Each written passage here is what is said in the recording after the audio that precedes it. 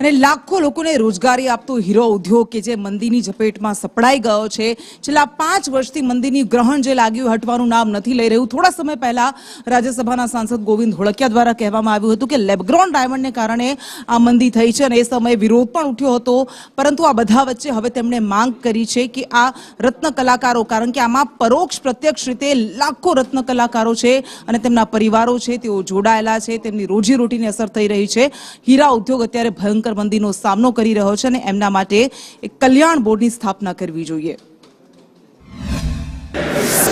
यह उद्योग प्रत्यक्ष रूप से 10 लाख रत्न कलाकार और अप्रत्यक्ष रूप से 50 लाख लोगों को आजीविका प्रदान करता है, लेकिन यह उद्योग गंभीर संकट से गुजर रहा है.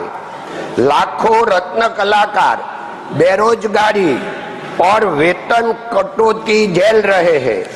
उद्योग से जुड़े 2-3 लाख परिवार इस मंदी से प्रभावित है. सभापति महोदय, आपके माध्यम से मैं वाणिज्य एवं उद्योग मंत्री से अनुरोध करता हूं कि गुजरात श्रम योगी कल्याण बोर्ड की तर्ज पर रत्न कलाकार कल्याण बोर्ड का गठन किया